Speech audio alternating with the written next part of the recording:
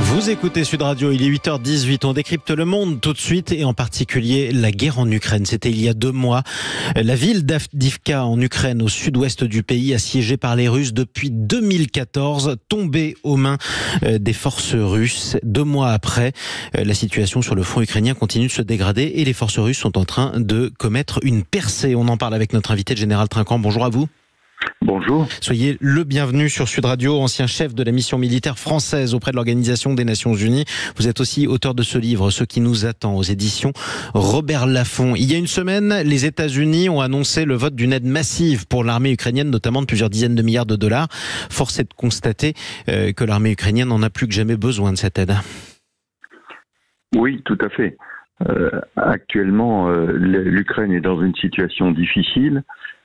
Essayer de résister sur la ligne de front à l'offensive russe qui avance doucement mais qui avance, manque de matériel, manque de personnel, donc elle est dans une situation difficile.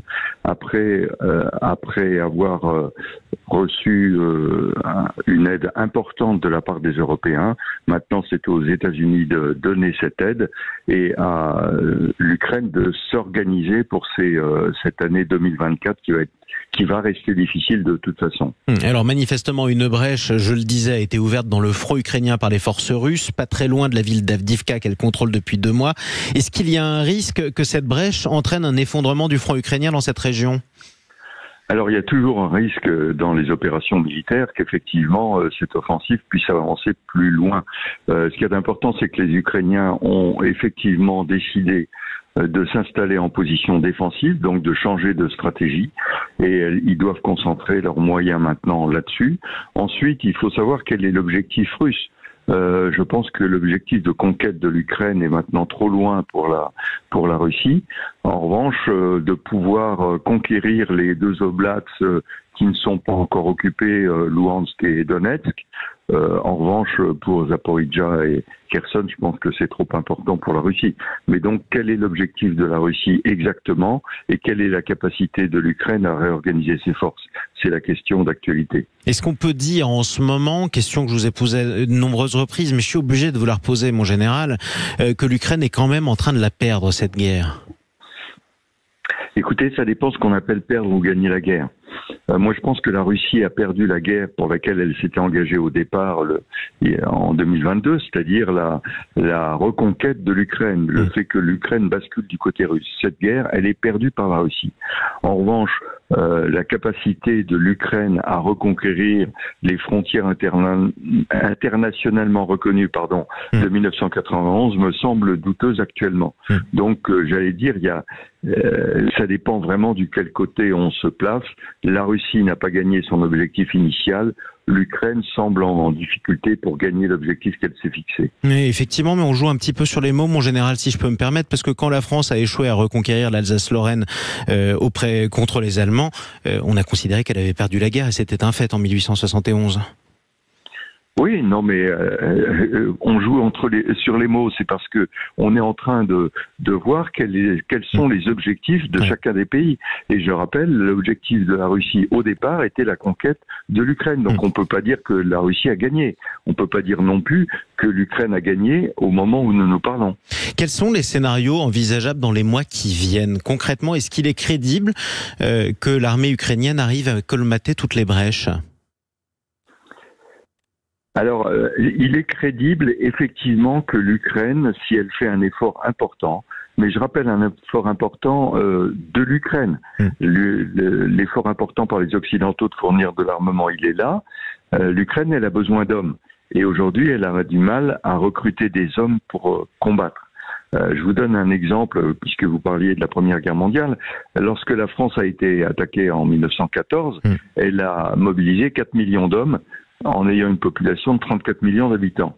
Aujourd'hui, l'Ukraine est attaquée, elle a une population de 34 millions d'habitants et elle a mobilisé 400 000 hommes. Ouais. Donc vous voyez, il y a 10 fois moins d'hommes.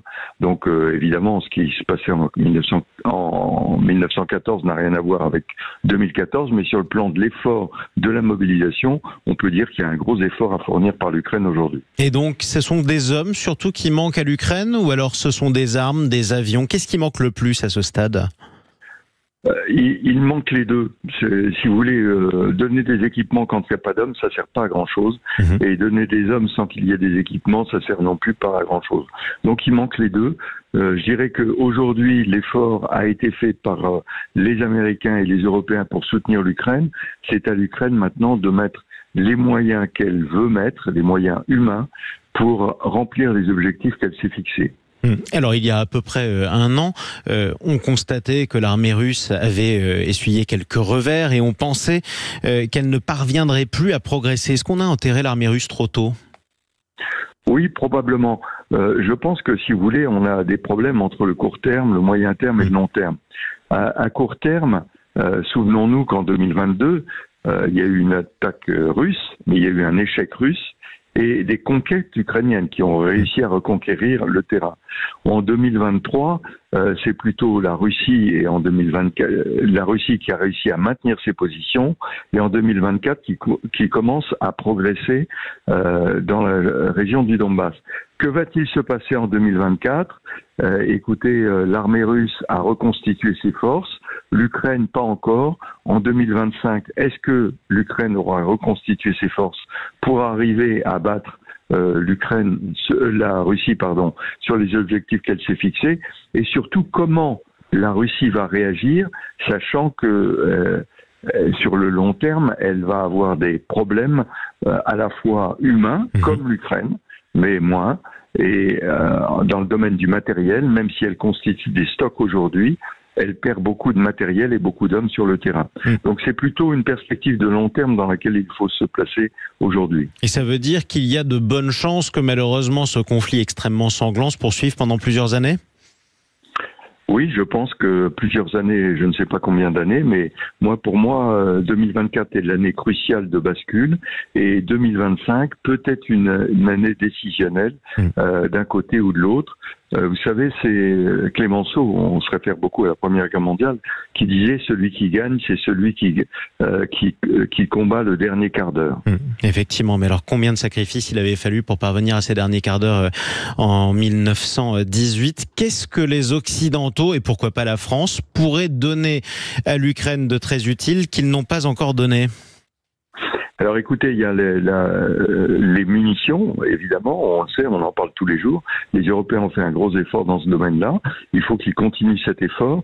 Les munitions terrestres, c'est-à-dire les obus, mais surtout l'armement anti-aérien pour empêcher les Russes de détruire l'infrastructure ukrainienne. Ça, ce sont les points essentiels aujourd'hui. Et les systèmes de défense antiaérien, on pense en particulier aux Patriotes, mais aussi le reste des équipements, et on parle des avions comme, le Nirvana, non pas du tout, c'est une combinaison des armements, que ce soit aérien, terrestre ou maritime, qui permettront effectivement à l'Ukraine de résister et peut-être de reconquérir. Merci mon général pour cet éclairage. Dominique Trinquant, ancien chef de la mission militaire française auprès de l'Organisation des Nations Unies et auteur de ce livre « Ce qui nous attend » aux éditions Robert Laffont.